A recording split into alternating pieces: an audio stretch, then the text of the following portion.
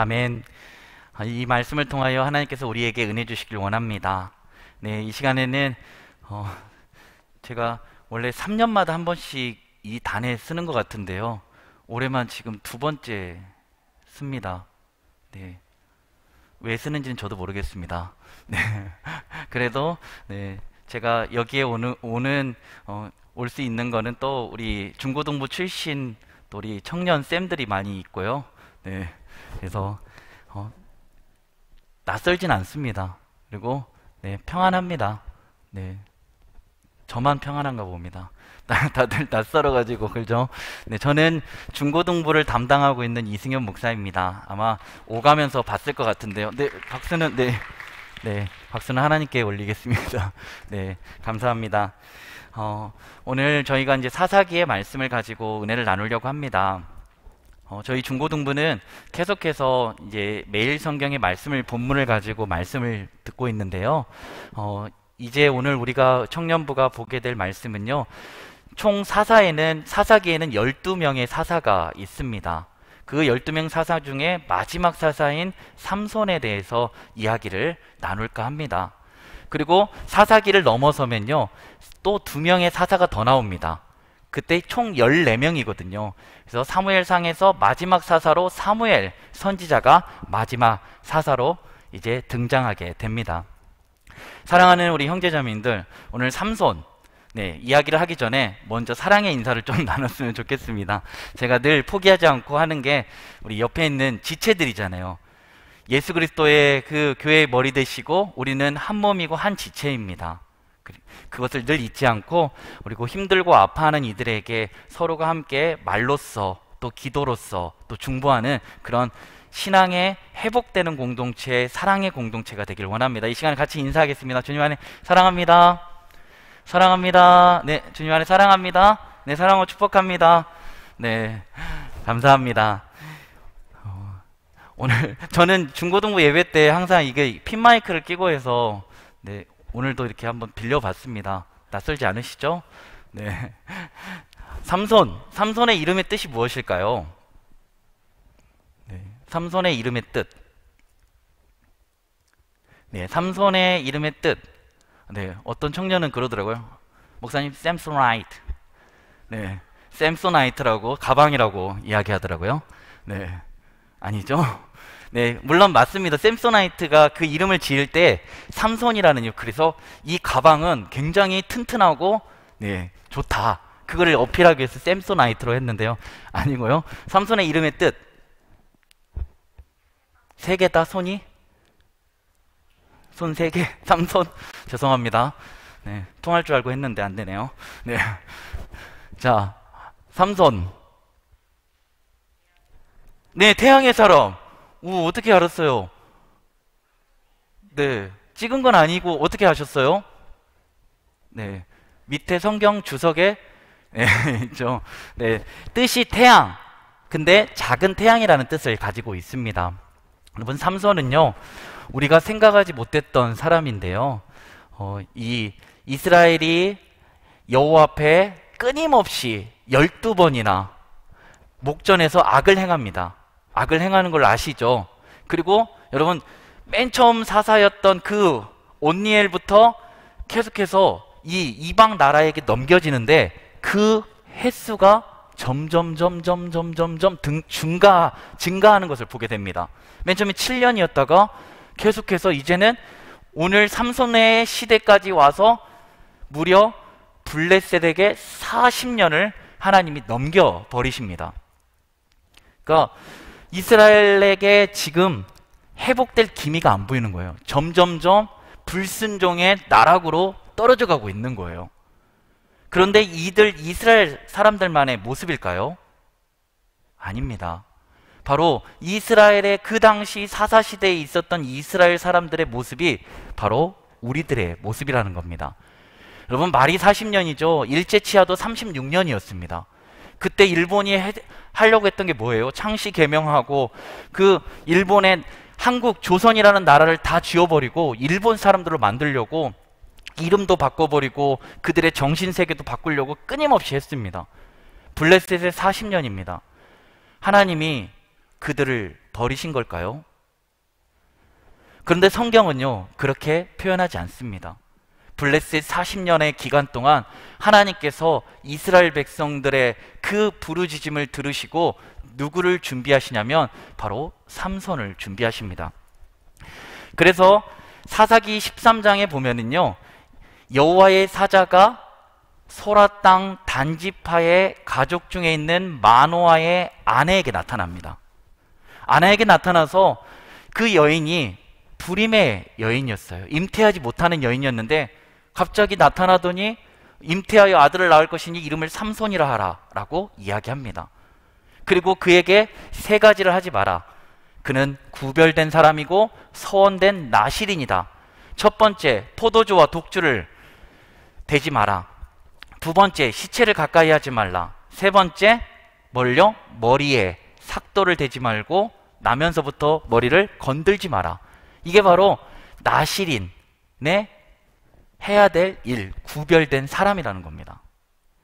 그런데 혹시 우리 사랑하는 형제자매님들, 이 구절, 여자여 잉태하여 아들을 낳을 것이니 삼손이라 하라, 이름을 어디서 많이 들어보지 않았어요? 어떤 말씀에서 이런 비슷한 장면이 있지 않으셨어요? 떠오르지 않으세요? 누가복음에 보면 가브리엘 천사가 누구에게 나타나냐면 바로 마리아에게 나타납니다. 여자여 잉태하여 아들을 낳을 것이니 그 이름을 예수라 하라. 그 예수의 이름의 뜻이 뭐죠? 그가 자기 백성의 죄에서 구원할 자이심이라 라고 말씀했습니다. 그러니까 삼손의 이름의 뜻, 작은 태양. 어둠 가운데 억눌려 있고 블레셋에 소망도 없고 어떠한 희망도 찾아볼 수 없었던 그때에, 그 암울한 시기에 하나님은 이스라엘을 향한 뭐를요? 빛을 준비하고 계셨던 겁니다. 그래서 삼손의 이름이 태양, 작은 태양이에요. 그래서 우리가 정말 사모할 정도로 삼손은요, 굉장히 엄청난 괴력을 발휘하게 됩니다. 그래서 그에게 주신 게 엄청난 힘, 괴력이에요. 그래서 사자를 만났는데요, 그 사자를 염소 새끼처럼 찢어버립니다. 이게 가능한 걸까요? 네, 정말 엄청난 거죠. 사자를 어떻게 아무리 힘이 세도 찢어버리는 건 이게 있을 수가 없는 일이잖아요. 근데 그렇게 그런 괴력을 발휘했고요. 이제 또 여호와의 영이 임했을 때는요, 나귀의 턱뼈로 블레셋 1000명을 무찔러 버립니다. 엄청나죠? 그리고 나서 그에게 약점이 있었는데 그게 뭐냐면 바로 여인들을 가까이 했습니다. 그리고 여인들을 통하여 문제가 발생하기 시작합니다. 딥나 때도 여인의 일로 문제가 생겼죠? 그런데 16장 1절에 보면 가사에 내려가서 그가 기생의 집으로 들어가게 되는 거예요. 근데 여러분, 가사라는 곳은 어떤 곳입니까? 가사는 이스라엘 땅입니까? 블레셋 땅입니까? 블레셋 땅이거든요. 그리고 블레셋 땅이면 바로 이 삼손이 활동했던 소라 땅에서 밑으로 해변 지역으로 최남단에 있는 곳이 바로 가사입니다. 그리고 블레셋은요, 5방백으로 되어 있는데 5개의 주요 도시가 있습니다. 그래서 가사, 가드, 아스글론, 에글론, 아스돗이라는 5개의 지방이 있는데 그 중에 제일 해변 지역에 밑에 있고, 거기는 굉장히 상업적으로나 군사 요충지였습니다. 중요한 곳이었어요. 거기에 기생을 만나러 들어간 거예요. 여러분, 어떻게 이스라엘 사람이 블레셋의 거기를 아무렇게 지나다닐 수 있었을까요? 바로 블레셋이 두려워했던 사람이 삼손이었기 때문입니다. 그리고 나서 거기서 이제 그 소식이 블레셋에게 들린 거예요, 사람들에게.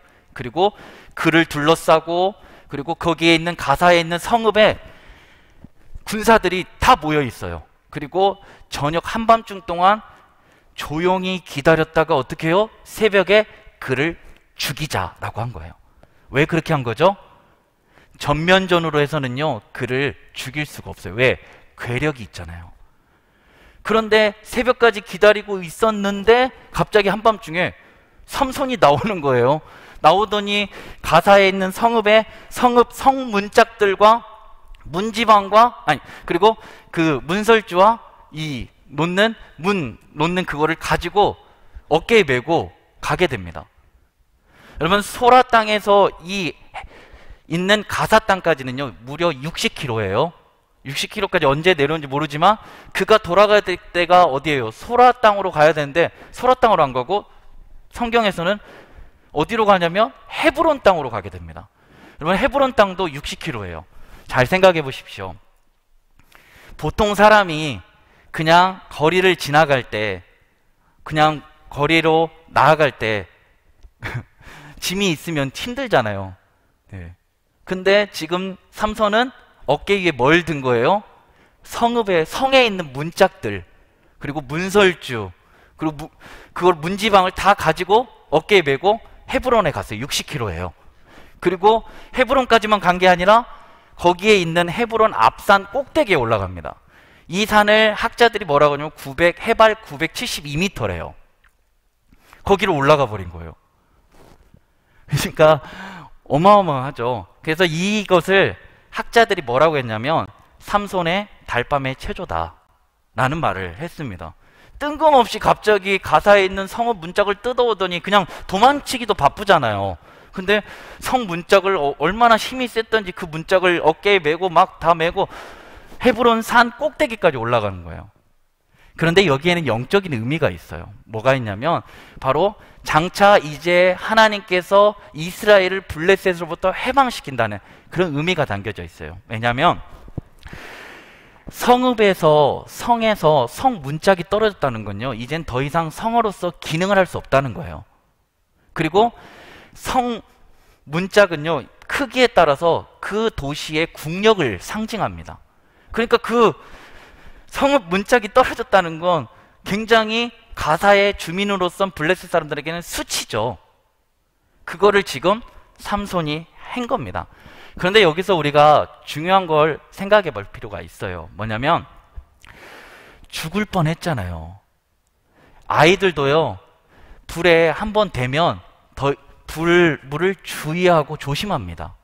그런데 삼손은 여자로 말미암아 자기가 죽을 수 있구나라는 것을 알았음에도 불구하고 또 다시 4절 말씀에 보면요, 이제 소래골짜기에 있는 들릴라에게 내려가는 것을 보게 됩니다. 이제 들릴라로 내려가는 순간 어떻게 됐을까요? 하나님이 참고 참았지만 이제 그에게 닥칠 불운한 운명의 시작이 돼버렸습니다. 여러분, 이 들릴라라는 이름의 뜻은 또 뭘까요? 삼손, 내 사랑이 들릴라. 네. 네. 들리다, 들리게 하다. 네. 들릴라는 뭐죠? 들릴라는 요염하다, 그리고 약하다 라는 뜻을 갖고 있어요.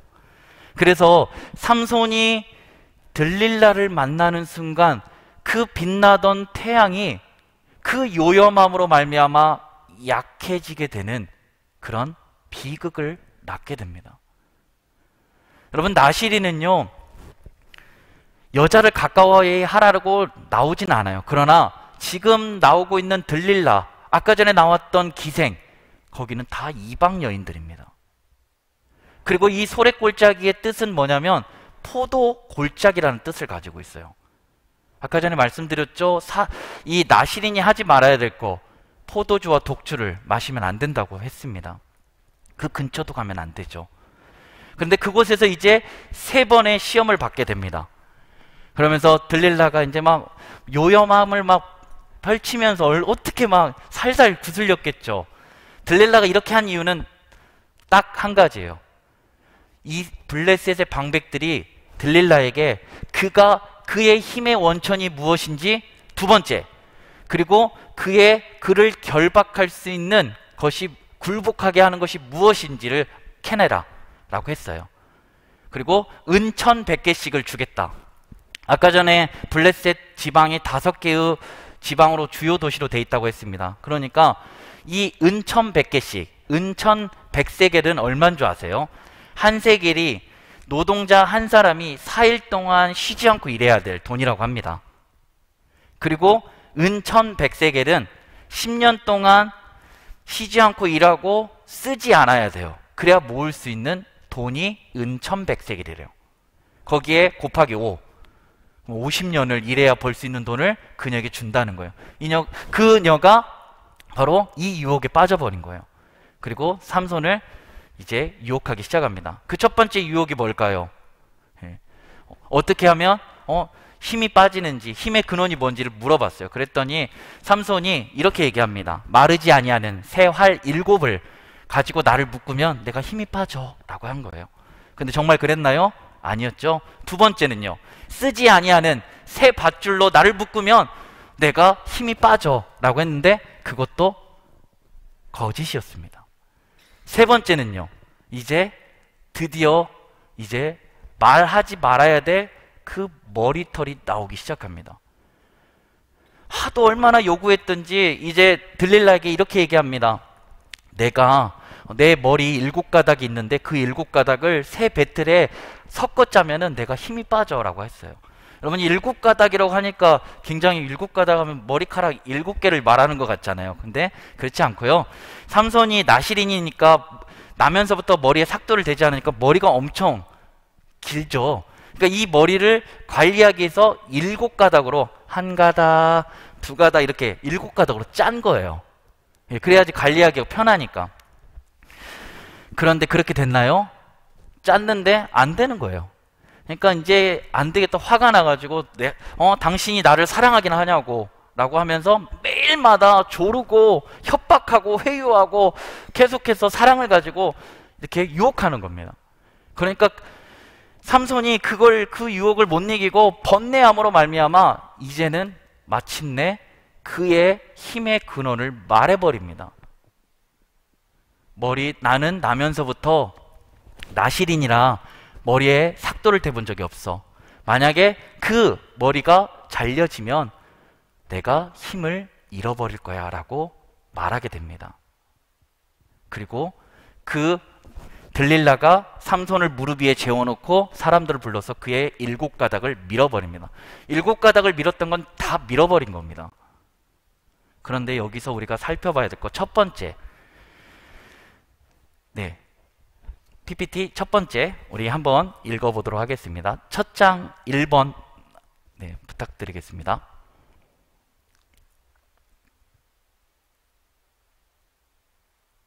같이 한번 읽겠습니다. 시작. 우리의 믿음의 주체가 누구시며 우리의 힘의 근원이니 누구신지를 분명히 알라라고 말씀하십니다. 그러면 삼손의 힘의 근원은 머리카락에 있었나요? 머리가 밀렸기 때문에 그가 힘을 잃어버린 건가요? 근데 이미 만약에 나시린으로서 하지 말아야 될 것이 그의 힘의 근원이었다면 그는 이미 2가지의 법을 먼저 어겨버렸습니다. 시체를 만졌어요. 사자의 시체. 거기에 있는 시체를 안에 있는 꿀을 해서 먹었습니다. 그리고 딥나의 여인과 혼인잔치를 하면서 포도주를 먹어버려요. 나시린을 하면 안 되는 거죠. 그런데 머리의 근원이 아니라 뭐에 있냐면 바로 여호와의 영이 임할 때, 여호와 하나님이 함께 하실 때 그는 능력을 발휘했고 힘의 근원이 여호와 하나님이 함께 하는 거였어요.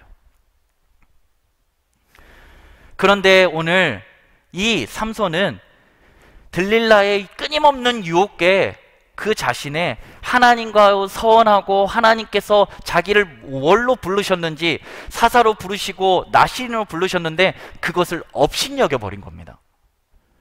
이것은 뭐냐면 야곱의 형 에서가 그 장자의 축복권을 배가 고프다고 팥죽 한 그릇에 팔아버린 거랑 똑같아요. 이를 성경에서는 뭐라고 했냐면 하나님의 법을 업신여겼다는 거예요. 왜 업신여긴 거죠? 장자의 축복은 그냥 단순한 축복이 아닙니다. 부자가 되고 잘 살게 되는 그것이 아니라 하나님께서 주신 구원의 언약을 계속해서 이어갈 자손이 그 장자의 축복을 받게 되는 거예요. 그런데 그것을 업신여겨서 야곱이 받게 됐죠. 오늘 삼손이 그의 힘을 잃어버린 건 바로 그것을 업신여겼기 때문입니다. 사랑하는 여러분, 오늘 왜 삼손이 이 지경까지 된 걸까요? 저는 3번의 유혹 가운데 봤던 게 있어요. 떠올랐던 분이 있었어요. 그게 누구냐면 바로 예수 그리스도예요. 여러분, 예수님이 40일 공생애를 시작하시고 40일 금식을 하시고 이제 광야에서 사단에게 시험을 받게 됩니다. 그때 시험을 받을 때 3가지의 시험을 받게 되는데요. 그때 받았던 것은 뭐냐면 바로 육신의 정욕, 안목의 정욕, 이생의 자랑이었어요. 그리고 삼손도 마찬가지예요. 삼손도 그에게 끊임없이 유혹되고 넘어지게 했던 것들이 뭐냐면 육신의 정욕, 안목의 정욕, 이생의 자랑이었어요. 그럼 이게 어디서부터 온 걸까요? 아담과 하와가 그 에덴 동산에서 뱀에게 유혹당할 때, 사단에게 유혹당할 때부터예요. 그 관심도 없었던 그 선악과를 뱀이 뭐라고 하자마자 관심도 없었거든요. 왜? 동산의 모든 나무의 실과를 다 먹을 수 있어요. 근데 단 동산 중앙에 있는 선악을 알게 하는 나무의 열매는 먹지 말라, 반드시 죽으리라라고 했는데 관심도 없었거든요.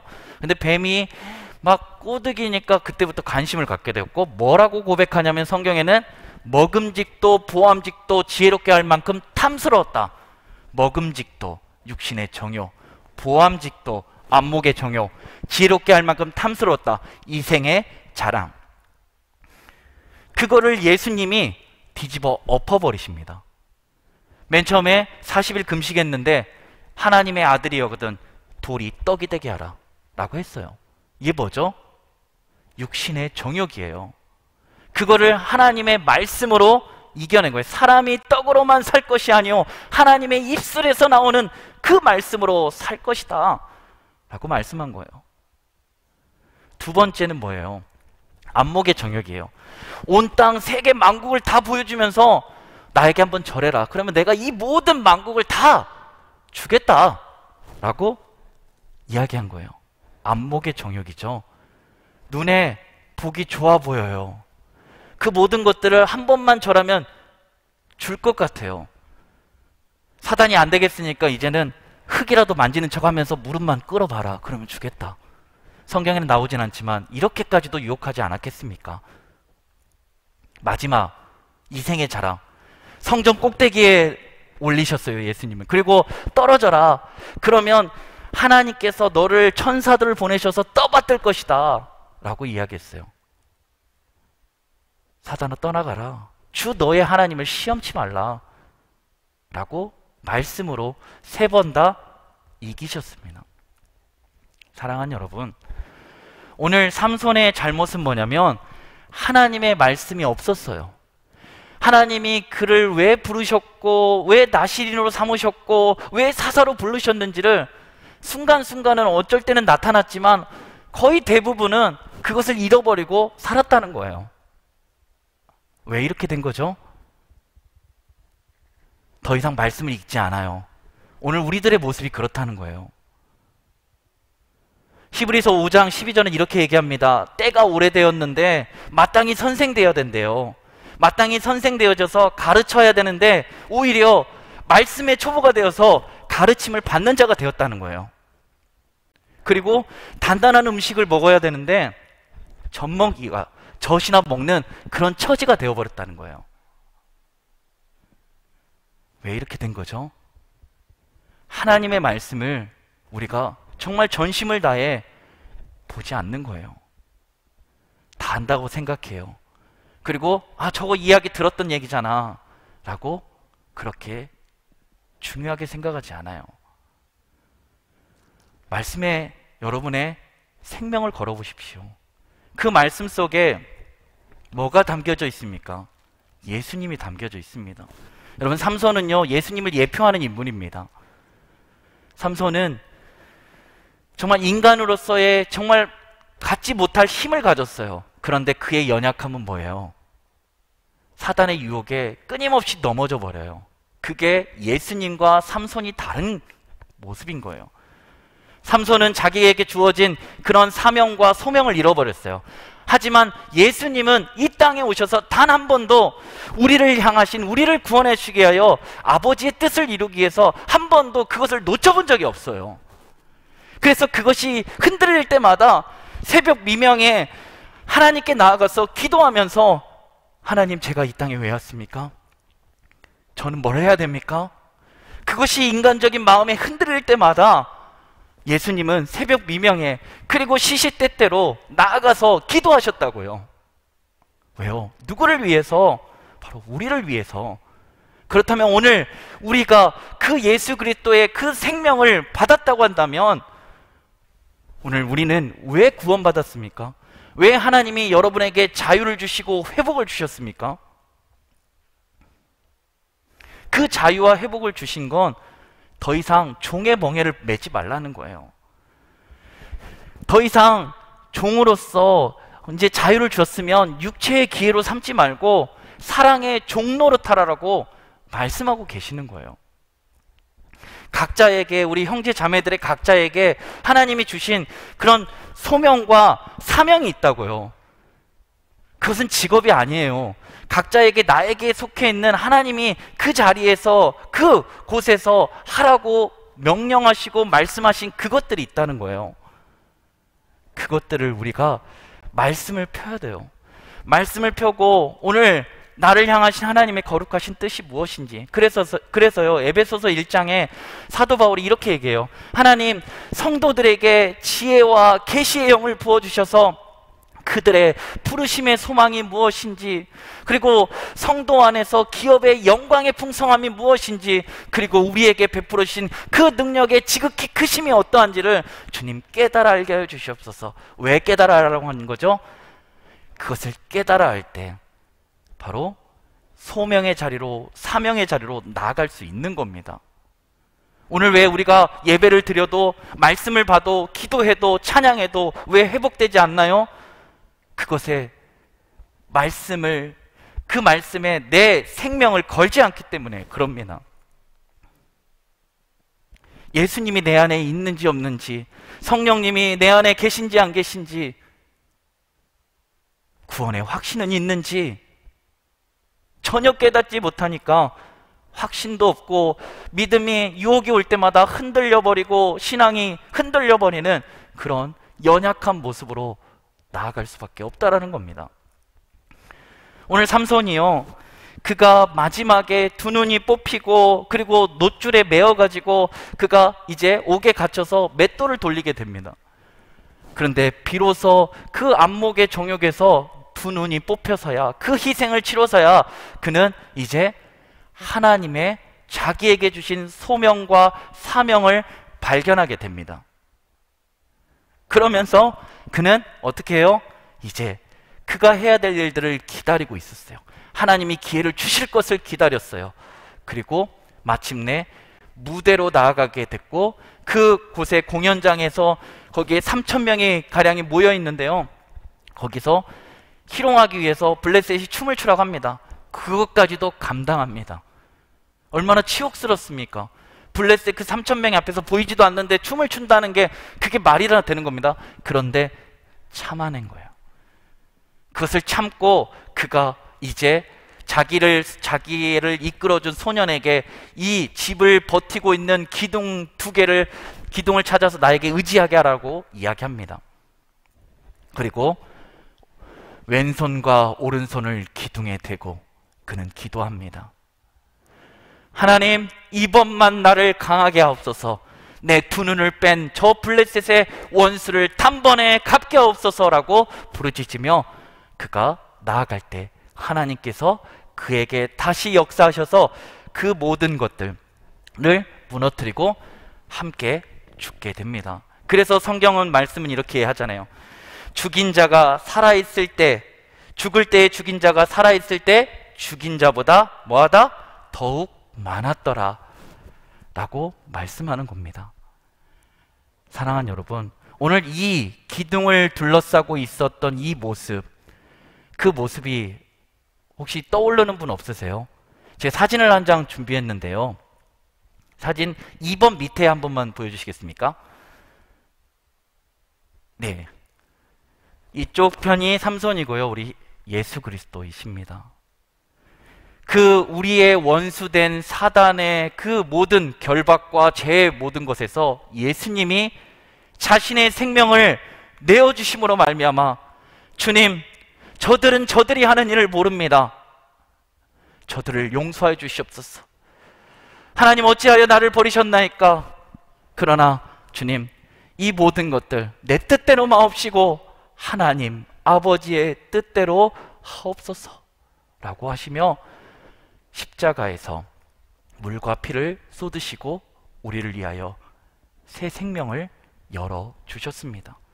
오늘 그 사랑이 여러분 혹시 가늠이 되십니까? 그래서 제가 영상을 준비했습니다. 그 영상을 보고 마무리 짓고 결단에 찬양하고 오늘 예배를 마치도록 하겠습니다.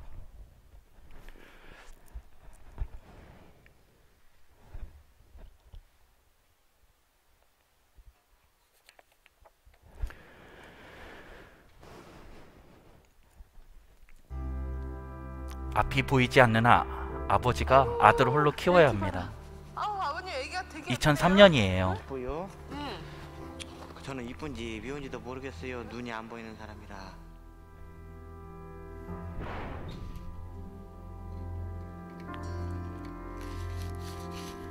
앞이 보이지 않고요.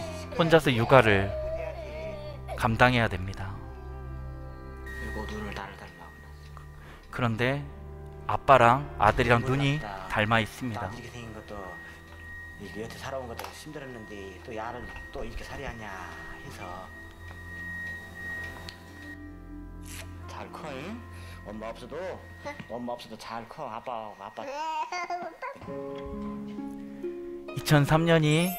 2003년이었는데요. 이제 그 아이가 이렇게 컸습니다. 지금 몇 살 된 거예요, 그러면? 지금 19살. 우와. 이제 아빠보다 더 크죠. 그러네요. 이거 더 컸네요. 내가 언제 이렇게 키워놨냐. 내 실감을 안 날 정도로 이게 몽땅 변화되어 버렸어. 장난감. 현재 왼쪽 눈은 실명에 있고 한쪽 눈에 시력 0.2로 보고 있다고 합니다. 그래도 수술 못 받았다면 세상을 이렇게 밝게 못 봤을 것 같아요.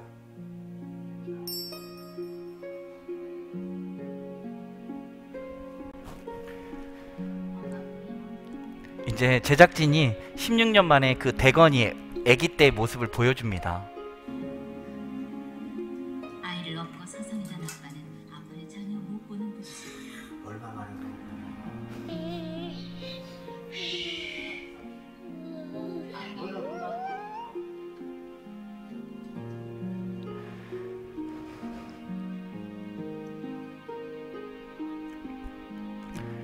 대건이가 울기 시작합니다. 아버님, 대건이가 눈물 흘리고 있어요.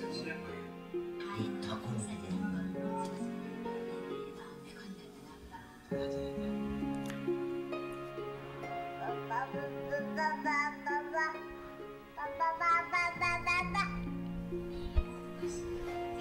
자신의 자신을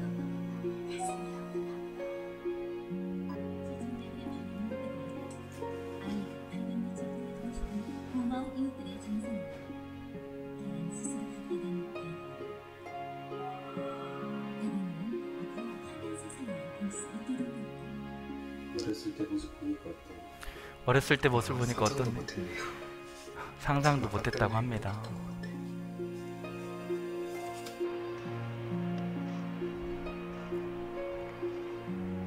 색깔은 무슨 하얀색인데 이게 미어울드는 하얀색 형성이 일어나고 있어요. 네, 여기까지입니다. 저는 이 영상을 보면서 볼 때마다 눈물이 나요. 왜냐면 그 아들의 그 16년 동안 그 기간 동안 얼마나 힘드셨을까. 그 아들을 혼자서 키워내는 게 거기에 눈도 안 보이고 또 이 아이는 자기의 눈을 닮았고. 그런데요, 그 아이가 이제 19살이 돼서 그 16년 전의 영상을 보면서 그가 고백했던 그 말이 저에게 심금을 울렸어요. 뭐냐면 상상도 못했네요. 아버지가 나에게 이런 사랑을 베푸셨고 희생을 하셨다는 걸 난 상상도 못했네요. 여러분, 하나님이 여러분 한 사람 한 사람에게 베풀어 주셨던 그 사랑이 과연 상상이나 될까요? 내가 하나님의 말씀을 통해서 그것을 보지 않으면 결코 상상도 못할 일을 우리는 지금 하나님께 받았고 그 하나밖에 없는 아들 예수 그리스도를 내어주시는 그 놀라우신 그 사랑과 은혜를 베풀어 주셨는데 우리가 그 은혜와 사랑을 잊고 살아갈 때가 참 많다라는 겁니다. 그리고 하나님께 매일매일 하소연만 합니다. 힘들다고, 어렵다고, 직장도 안 구해지고 너무 어렵다고, 내가 어떻게 살아가야 될지 저는 잘 모르겠다고. 사랑하는 여러분, 오늘 하나님이 여러분과 함께 하십니다. 삼손의 힘의 근원은 하나님과 함께 할 때였습니다. 오늘 여러분도 하나님과 함께하는 일이 회복된다면 여러분도 넉넉히 회복되고 치유되고, 그래서 예수 그리스도 안에 넉넉히 그 모든 상황에서 승리하게 되는 복된 은혜가 넘치게 될 것입니다. 우리 사랑하는 신한교회 청년부의 형제 자매들에게 그러한 은혜가 가득 넘치게 되길 예수 그리스도 안에 간절히 소망합니다. 시간 함께 찬양합시다. 유혹 많고 참 힘들고 어려운 시대를 살아가고 있지만 오늘 우리는 주를 찬양합시다. 그리고 그 안에서 전쟁은 하나님께 속하였음을 잊지 않고 예수 그리스도로 사는, 이제는 나는 죽고 예수 그리스도로 사는 우리 모두가 되게 해달라고 시간 찬양하고 그 다음에 같이 함께 합심하여 부르짖어 기도하고 마무리하고 마치도록 하겠습니다. 찬양합니다.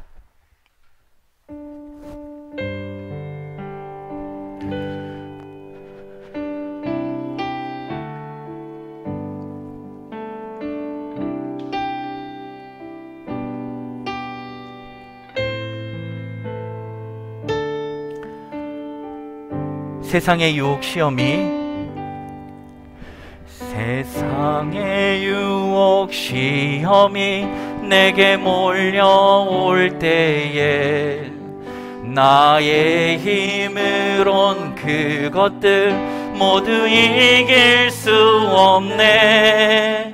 거대한 폭풍 가운데 위축된 나의 영혼, 어찌할 바를 몰라 헤매이고 있을 때 주를 찬양, 주를 찬양,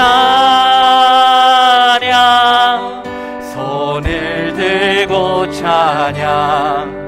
전쟁이 나에게 속한 건 아니니 주를 찬양, 손을 들고 찬양. 전쟁인 하나님께 속한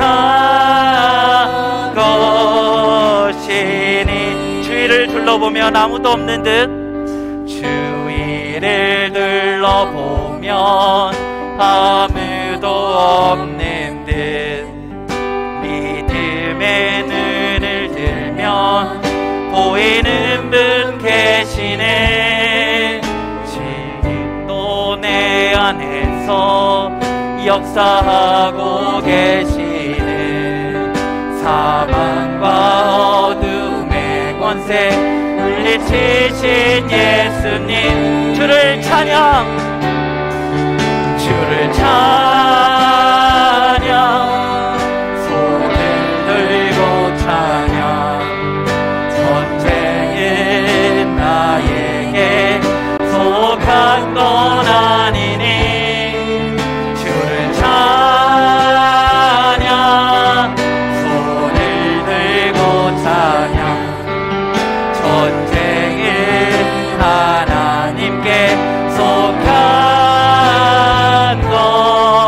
것이니. 시간 같이 함께 합심하여 부르짖어 기도할 때, 하나님, 오늘 하나님의 우리의 힘의 근원이 무엇이며 우리를 왜 부르셨고 왜 구원하셨는지 그것을 밝게 깨달아라. 이제는 그 구원하신 이유와 목적대로 살아내는 우리 모두가 되게 해달라고 이 시간 합심하여 부르짖어 기도하며 나가겠습니다. 사랑의 하나님, 은혜를 감사합니다. 아버지 하나님, 오늘 사사기 삼손의 말씀을 통하여 다시 한번 깨닫게 해주시는 것, 주님, 삼손의 힘의 근원은 하나님과 함께 할 때였습니다. 오늘 우리의 힘의 근원은 여호와를 기뻐하는 것이 우리의 힘임을, 여호와 하나님만을 함께 하실 때 우리 안에 자정하고 계시며 역사하고 계시며 우리를 성전 삼아 주셔서 우리 가운데 함께 하시는 그 하나님으로 말미암아 우리가 살아가고 있음을 잊지 않게 하여 주셨소서. 감히 상상도 할 수 없었던 그 예수 그리스도를 내어주심으로 말미암아 우리를 구원하여 주시고 우리를 회복시켜 주시고 우리를 붙들어 주시는 그 은혜와 사랑을 잊지 않고 날마다 아버지 하나님 청년의 때에 하나님의 말씀을 펴고 그 말씀 속에 담긴 길이요 진리요 생명이 되시며 우리의 모든 것 되신 예수 그리스도로 말미암아 주님, 우리 한 사람이 그저 아버지 하나님 넘어지는 것이 아니라 세워질 때 나타나지는 그런 놀라운 일들이 우리 사랑하는 신앙교회 청년부들 형제 자매들에게 있게 하여 주시옵소서. 그래서 하나님의 말씀에 붙들린 자, 하나님의 말씀에 생명을 거는 자, 그 한 사람이 우리 모두가 되게 하여 주시옵소서. 주님 함께 하여 주셔서 온전히 주님을 붙들며 주님 저희가 온전히 회복하며 이제는 아버지 하나님 육체의 괴로 삼지 않고 오직 예수 그리스도로 살아가는, 그래서 나는 죽고 예수 그리스도로 살아가는 복된 은혜가 가득 넘치게 하여 주시옵소서. 사랑의 하나님 감사합니다. 오늘 저희들에게 사사기의 말씀을 통하여 또 삼손을 통하여 다시 한번 깨닫게 해주시는 건 여러 가지 유혹도 많고 시험도 많지만 그럼에도 불구하고 하나님이 우리와 함께 하신다면, 그것을 잊지 않는다면 우리는 그 모든 전쟁 가운데 승리할 수 있음을 잊지 않게 해주시옵소서. 그를 위하여 예수 그리스도를 아낌없이 내어주셨음을 우리가 잊지 않고 날마다 하나님의 말씀을 펴고 사방이 우겨쌈으로 당하고 힘들고 어려운 가운데 있을지라도 오늘 이 말씀을 통하여 정말 그 말씀 속에 담겨져 있는 예수 그리스도가 우리 안에 역사하고 계셔서 이제는 우리를 성전 삼아 주셔서 우리 가운데 이제 성령으로 함께하고 계심을 잊지 않고 이제 우리 한 사람이 제대로 말씀으로 세워져서 우리가 속해 있는 가정과 학교와 또한 아버지 하나님 직장과 그 모든 가운데 회복되는 역사가 일어나게 하여 주시옵소서. 이 시간 아버지 하나님 주님께 감사하는 마음을 모아 헌금을 드립니다. 주일 감사 헌금으로 또 아버지 하나님 또 감사의 예물로 범사에 감사해서 또한 동역자들과 함께 교제할 수 있는 시간을 주심에 감사해서 드립니다. 이 예물을 기뻐 받아주시고 이 예물이 쓰이는 곳곳마다 오직 하나님의 생명의 십자가의 복음이 전해지는 일에 가득히 채워지고 쓰여지게 하여 주시옵소서. 이 모든 예물을 기뻐 명하여 주실 걸 믿사하며 사랑 많으신 예수님의 이름으로 기도합니다. 아멘. 이제는 우리 구주 예수 그리스도의 은혜와 하나님의 무한하신 사랑하심과 성령 하나님의 교통 인도하심이 이제는 어떠한 유혹과 핍박과 환난 가운데도 오직 우리와 함께하고 계시며 우리를 성전 삼아주시는 그 예수 그리스도로 말미암아 넉넉히 이기며 승리하기로 다짐하고 돌아가는 우리 사랑하는 신한교회 청년부 형제자매들 머리 위와 또한 교사들 머리 위에 또한 가정과 학업 위에 또한 취업 위에 이제로부터 영원히 함께 하시기를 간절히 축원하옵나이다. 아멘.